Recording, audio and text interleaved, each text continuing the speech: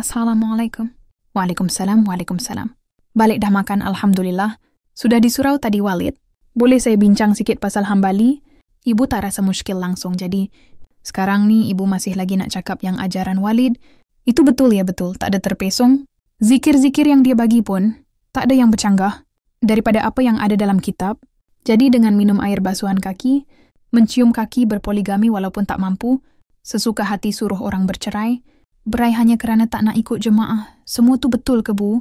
Kau tahu agama menuntut kita supaya taat pada musuh, taat dengan minum air basuhan kaki. Itu semua untuk ambil keberkatan daripada guru kita. Bila kita menuntut ilmu, kita nakkan keberkatan tu sampai pada Allah, pada Rasul. Balik tak pernah paksa minum pun. Kalau engkau nak berkat, kalau tak nak tak apa Bu. Ya Allah ya Tuhanku. Banyak lagi cara untuk kita dapatkan keberkatan tu Bu. Semua tu bida'ah. Rasulullah sendiri tak pernah menyuruh sahabatnya untuk minum air basuhan kaki. Sedangkan dia boleh lakukan itu Ibu. Karena apa? Karena dia Rasul, baginda. Sendiri tak pernah menyuruh umatnya untuk bercerai. Berai hanya karena tidak mempercayai perjuangannya. Tetapi Rasulullah suruh seorang lelaki itu menceraikan istrinya kerana tidak menolak tangan lain yang menyentuhnya. Ibu dan juga jemaah lain tu kes dia berbeza Bu. Macam mana ibu boleh kata tu betul Bu? Kau jangan nak samakan Walid dengan Rasulullah. Kau tak hidup pun pada zaman tu. Kau tak tahu pun apa yang terjadi pada masa tu. Subhanallah Bu, perantaraan kita dengan Allah hanyalah melalui Rasulullah, mursyid. Hanyalah untuk membimbing kita untuk mengenal Allah. Tapi bukan sampai kita taksub, sampai kita hilang kewarasan kita untuk berfikir. Hilang tauhid kita kepada Allah tanpa musik. Macam mana kau nak kenal Allah bukan ke wali? Yang kata jihad ummah akan menjadi kuat jika ada ketaatan pada mursyidnya. Itu kunci pada perjuangan kita. Dalam saya tidak yakin pada ketaatan, Hambali dan Baiduri, apa guna ilmu yang tinggi? Sekiranya ketaatannya berbelah bagi pada kita. Berkemungkinan, Baiduri ada di sini bersebab was-was itu sifat syaitan, terlalu awal untuk kita beranggapan begitu. Kita juga tidak boleh terlalu yakin. Ada mata, ada telinga kita pantau. Tidakkah Walik syak apa-apa? Apabila dia tiba-tiba memilih untuk tinggal di dalam pondok di sini, sedangkan dia mempunyai kelulusan tinggi, dan bosi mendapatkan kerja yang lebih baik. Assalamualaikum waalaikumsalam warahmatullahi wabarakatuh. Ya Pak Cik, Walid nak jumpa dengan Baiduri. Assalamualaikum. Waalaikumsalam, alhamdulillah. Walid sangat gembira. Baiduri bersama Walid untuk berjuang di dalam jihad rumah ini. Walid lihat Baiduria ada potensi yang sangat besar untuk menjadi pemimpin rumah. Cuma boleh ke wali nak tahu apakah perjuangan Baiduri ketika ini untuk jemaah jihad rumah. Saya tidak lari jauh daripada matlamat Walid. Dan saya percaya matlamat Walid juga berdasarkan firman Allah Subhanahu wa Ta'ala dalam surah At-Taubah ayat 71 yang bermaksud, dan orang-orang yang beriman, lelaki dan perempuan, sesetengahnya menjadi penolong kepada sesetengahnya yang lain, dan mereka menyuruh untuk berbuat kebaikan dan melarang daripada berbuat kejahatan. Mereka yang mendirikan sembahyang dan memberi zakat, serta taat kepada Allah dan Rasul mereka inilah yang akan diberi rahmat oleh Allah Subhanahu wa Ta'ala. Karena sesungguhnya Allah Maha Berkuasa, lagi Maha Bijaksana. Serulah ke jalan Tuhanmu dengan hikmah kebijaksanaan dan nasihat pengajaran yang baik, dan berbahaslah dengan mereka dengan cara yang lebih baik. Sesungguhnya Tuhanmu lebih mengetahui akan orang yang sesat dari jalannya, dan dialah juga yang Maha mengetahui akan orang-orang yang mendapat hidayah petunjuk. Surah An-Nahl ayat 125. Walid harap Baiduri faham akan maksud ayat ini, Akak. Akak tak rasa ke Habibah dihukum ni sebab sesuatu. Mulalah tu husnuzan, betul Kak? Aku muskil sangat Kak. Besar sangat kesalah Habibah tu. Sampai dia nak kena hantar ke Labuan. Dia cuma luahkan apa yang dia rasa tak puas hati Kak. Takkan tu pun salah dia. Isteri Walid tak payah fikir. Sekarang ni biar Habibah muhasabah diri dulu. Aku rasa tak sedap hatilah Kak bila Habibah kena macam tu. Aku rasa Walid sengaja, astaghfirullahaladzim. Masyitah mulut tu jaga yalah Kak. Mungkin Kak Rabiah yang masuk Walid. Akak tak rasa ke Rabiah tu gila kuasa hanya sebab Walid lantik dia jadi jurucakap? Dia dah besar kepala berlagak. Macam dia pula yang berkuasa dalam jihad rumah ni. Biarlah dia itulah Kak. Biarlah dia. Sampai hari akak pun akak bagi kat orang lain juga. Dia dah melampau Kak. Semua hak kita dia nak rampas. Bibah kena hukum. Ni pun aku tahu ni kerja dia. Tengoklah hari Bibah semua dapat kat dia. Sampai bila kita nak akur je Kak, akidah umat Islam adalah janji orang-orang beriman kepada Allah Subhanahu wa Ta'ala untuk mengikut semua perintah Allah dan meninggalkan semua larangannya. Ini bersesuaian dalam firman Allah Subhanahu wa ta'ala di dalam surah Al-Mu'minun katakanlah, siapa Tuhan yang memiliki langit yang 7, serta aras yang agung? Maka mereka menjawab, milik Allah. Katakanlah, mengapa kamu tidak bertakwa? Saya tidak menghalang kamu semua untuk mentaati mursyid, tapi seperti ayat yang saya baru sebutkan tadi, sangat jelas bahwa kita harus mentaati Allah Subhanahu wa ta'ala. Kita harus meletakkan Allah di atas sekali, melandaskan Al-Quran bukan manusia, serta perkara-perkara yang boleh memesongkan akidah. Tanpa taat kepada seorang mursyid, sebuah bahtera perjuangan tidak mampu berlayar, ibarat sebuah bahtera yang rosak.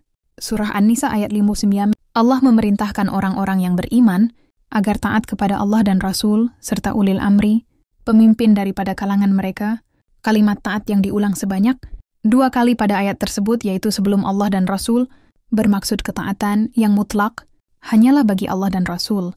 Adapun terhadap ulil amri, ketaatannya itu bersyarat, selagi mana mereka taat kepada Allah dan Rasul. Ketaatan itu hanya pada yang ma'ruf akan membawa dirinya dalam pangkat iman, Islam, dan ihsan.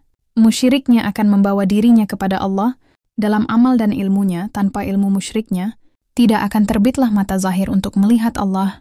Maafkan saya Walid, ketika Sayyidina Abu Bakar mula-mula ingin dilantik menjadi khalifah umat Islam.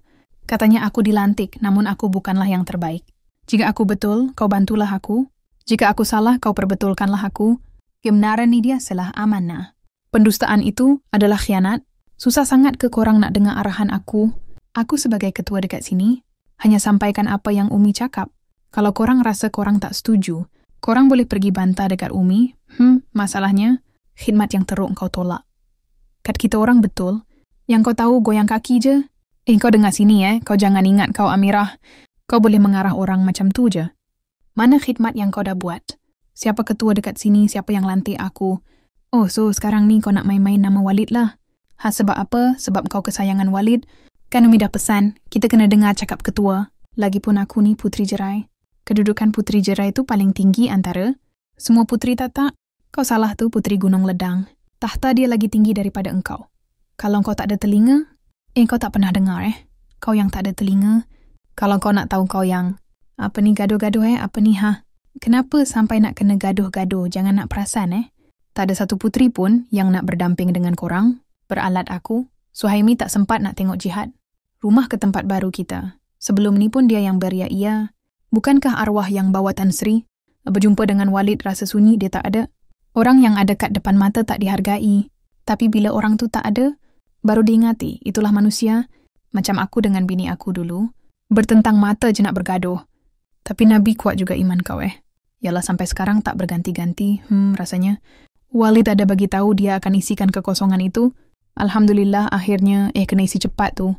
Sebab Walid kan dah bagi tahu orang macam kita ni perlu melepaskan stres. Nak pula kita berdakwah ke sana semari kan? Kamu ni itu bukan stres. Itu keinginan.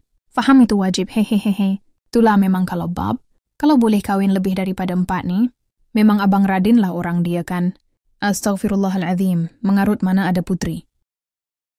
Pengertian bid'ah, macam-macam bid'ah, dan hukum-hukumnya. Pengertian bid'ah, macam-macam bid'ah, dan hukum-hukumnya. Oleh Syaikh Shalih bin Fauzan bin Abdullah Al-Fauzan. Pengertian bid'ah. Bid'ah menurut bahasa. Diambil dari bida, yaitu mengadakan sesuatu tanpa ada contoh. Sebelumnya Allah berfirman, Badi'us samawati wal ardi. Allah pencipta langit dan bumi. Al-Baqarah 2:17. Artinya adalah Allah yang mengadakannya tanpa ada contoh sebelumnya. Juga firman Allah, Qul ma kuntu bid'an minar rusul. Katakanlah, aku bukanlah rasul yang pertama di antara rasul-rasul. Al-Ahqaf 49. Maksudnya adalah, aku bukanlah orang yang pertama kali datang dengan risalah ini dari Allah Ta'ala kepada hamba-hambanya, bahkan telah banyak sebelumku dari para rasul yang telah mendahuluiku. Dan dikatakan juga, fulan mengada-adakan bid'ah. Maksudnya, memulai satu cara yang belum ada sebelumnya. Dan perbuatan bid'ah itu ada 2 bagian. 1, perbuatan bid'ah dalam adat istiadat, kebiasaan, seperti adanya penemuan-penemuan baru. Di bidang iptek, juga termasuk di dalamnya penyingkapan-penyingkapan ilmu dengan berbagai macam-macamnya. Ini adalah mubah, diperbolehkan. Karena asal dari semua adat istiadat, kebiasaan, adalah mubah. 2, perbuatan bid'ah di dalam ad-diyan, Islam, hukumnya haram, karena yang ada dalam dian itu adalah tauqifi, tidak bisa dirubah-rubah. Rasulullah Shallallahu Alaihi Wasallam bersabda, barang siapa yang mengadakan hal yang baru, berbuat yang baru, di dalam urusan kami ini yang bukan dari urusan tersebut, maka perbuatannya ditolak, tidak diterima. Dan di dalam riwayat lain disebutkan, barang siapa yang berbuat suatu amalan yang bukan didasarkan urusan kami, maka perbuatannya ditolak. Macam-macam bid'ah. Bid'ah dalam ad-diyan Islam ada 2 macam. 1 bid'ah Qauliyah i'tiqadiyah bid'ah, perkataan yang keluar dari keyakinan, seperti ucapan-ucapan orang Jahmiyah, Mu'tazilah, dasar Rafidhah, serta semua. Firqah-firqah, kelompok-kelompok, yang sesat sekaligus keyakinan-keyakinan mereka. 2 bid'ah fil ibadah, bid'ah dalam ibadah. Seperti beribadah kepada Allah, dengan apa yang tidak disyariatkan oleh Allah.